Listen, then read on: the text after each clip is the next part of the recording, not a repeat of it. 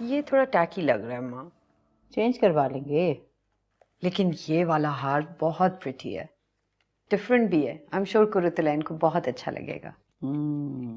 अच्छे तो सारे हैं तहनी, लेकिन तुम्हें क्या बताऊं, एक भी इसमें से ना 9 लखे की बराबरी नहीं कर सकता। Oh God, not the Naulakha again. तुमने देखा नहीं ना बेटे वो, इसलिए तुम्हें पता ही नहीं उसका। शुक्र है नहीं देखा। आई रियली डोंट अंडरस्टैंड कि ये हवेली की खवातीन नौलखे के इश्क में कब तक गिरफ्तार रहेंगी। हमेशा। Are you serious? आज तुम एक बात बताऊं, और से सुनना मेरी बात।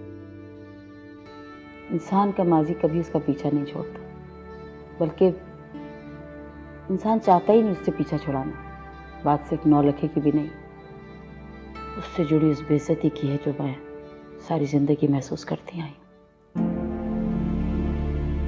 जब मेरी शादी हो रही थी ना, तो तुम्हारी नानी ने ये हार मुझे देना था, लेकिन एकदम से तुम्हारे नाना ने ये और बरेली को थमा दिया।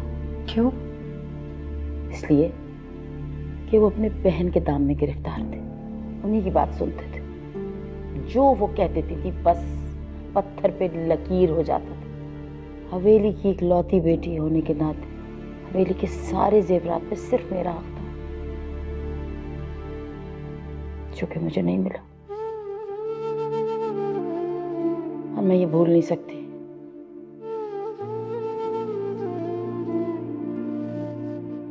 It's okay. Let it go. ये पुरानी बातें कब तक दिल में रख के बैठी रहेंगी? हमेशा। You're such a sweetheart, अम्मा।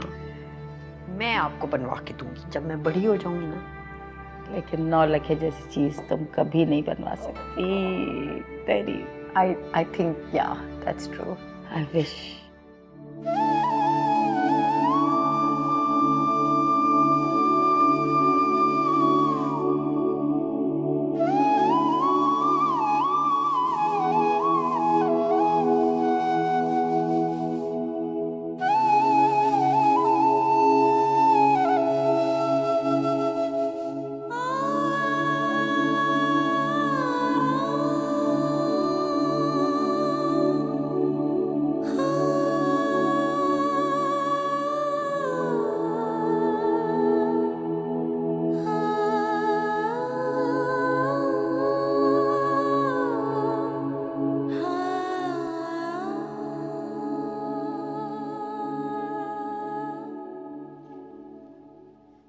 अम्मी, दूध लाई हूँ आपके लिए। रख दो वहां। तुमने पिया? जी पी लिया।